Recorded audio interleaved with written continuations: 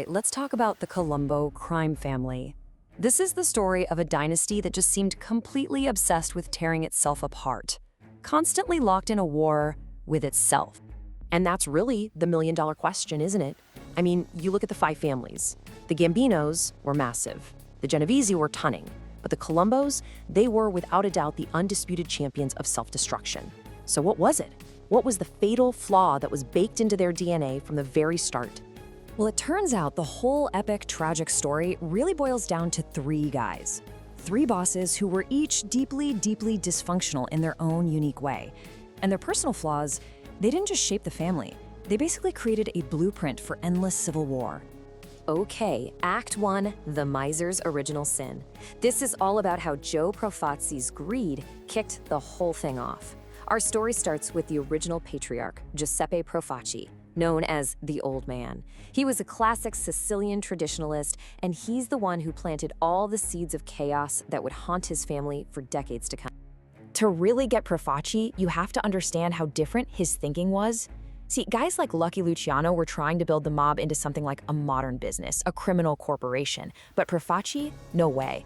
He saw himself as a feudal king, a monarch. His soldiers weren't his partners, they were his subjects. They were his property. And they existed for one reason and one reason only, to make him rich. And this right here, this was his fatal mistake. It was just pure, unadulterated greed. Profaci made every single one of his made men pay him a $25 tax every month. Now, $25 might not sound like a lot, right? But in the world of the mob, this was a massive insult. It was sending a crystal clear message: you're not my soldiers, you're my personal ATM machine. And all that simmering anger, it finally exploded with the Gallo brothers. Now, these guys were the family's muscle. They did the dirty work. They took out a rival captain for Profaci, and according to the unwritten rules of the Mafia, they should have inherited that guy's rackets. It was their reward. But Profaci, being Profaci, kept every last dime for himself. And that one move, that single act of greed, was the match that lit the fuse on the very first Colombo Civil War. So, before we can meet our next king of chaos, you need to understand this one crucial concept: omerta. It's the sacred code of silence. Rule number 1, you do not talk to the cops. Rule number 2, you do not look for publicity. You stay in the shadows. It is the absolute foundation of the entire Mafia. And, well, our next boss is about to take a sledgehammer to it. All right, Act 2, the narcissist's public fall. After Profaci was gone, the family got a new name for a new boss: Joe Colombo. And this guy, he would take that sacred code of silence and just absolutely shatter it for everyone to see. He wanted the spotlight more than he wanted money. He was a walking contradiction. Colombo basically had a full-blown messiah complex. He started the Italian-American Civil Rights League, and you gotta understand, he seemed to genuinely believe he could be two people at once. He thought he could be a beloved public icon, convincing America the Mafia wasn't real, all while secretly running a Mafia crime family.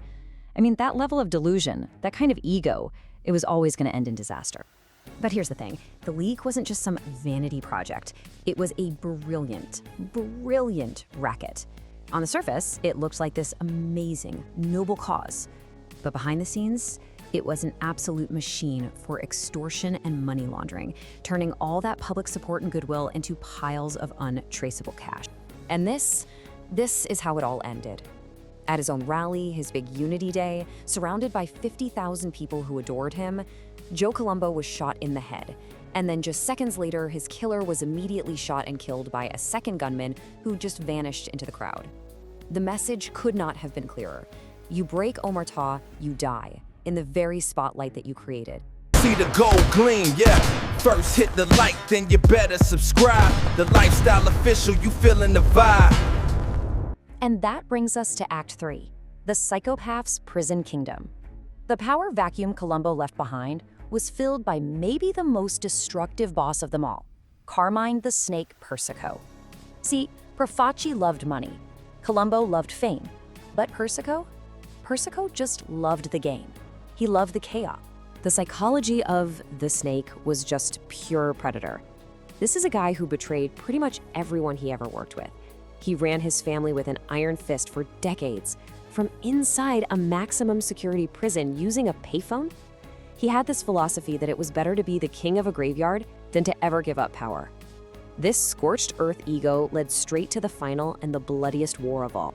And that war finally kicked off when Persico, from his jail cell, decided his son should be the next boss. But the guy actually running things on the street, Vic Orena, he refused to step aside. So the family split, right down the middle. One side loyal to Persico, the other to Orena. And Brooklyn, it just became a war zone. Now, Persico's #1 weapon in this war was a guy named Gregory Scarpa, better known as the Grim Reaper. He was Persico's chief enforcer, literally driving around Brooklyn hunting his rivals.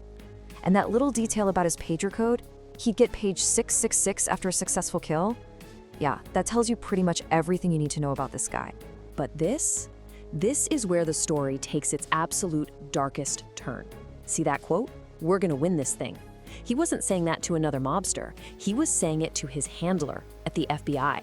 That's right, the Grim Reaper, Persico's top killer, was also one of the FBI's most valuable, most protected informants. Let's be really clear about what was happening here. This wasn't just a little corruption, this was basically state-sponsored murder. FBI agent Lynn DeVecchio was feeding Scarpa the secret locations of his enemies so Scarpa could go out and kill them. The FBI didn't just know about the war, they had effectively picked a side and were helping them win. It's unbelievable. So, after all of that bloodshed, what was actually left? Well, this is the epilogue, the inevitable collapse. The legacy of these three men, the miser, the narcissist, and the psychopath, was, quite simply, a family in absolute ruins. And don't forget what they were fighting over. The stakes were huge. We are talking about rackets like the famous gas tax scam, which at its height was pulling in up to $8 million a week. That's the kind of river of cash that fuels an endless cycle of violence.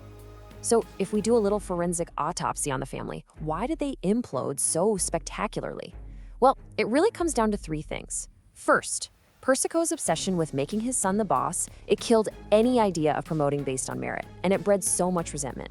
Second, because of all the wars, they had this open door policy, recruiting any violent thug off the street who, it turns out, had zero loyalty and would flip on them the second they got pinched. And finally, geography.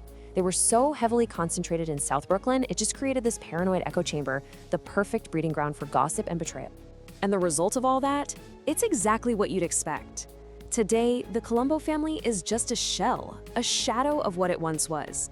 The constant wars, the betrayals, the FBI crackdown that followed. It's left them as the weakest and least relevant of New York's 5 families. Which leaves us with one last question to chew on. Was the story of the Colombos just a perfect storm, a one-off tragedy caused by 3 uniquely broken leaders? Or does it tell us something bigger, a fundamental truth about any organization, criminal or not, that's built on a foundation of pure greed, unchecked ego, and crippling paranoia? It's definitely something to think about.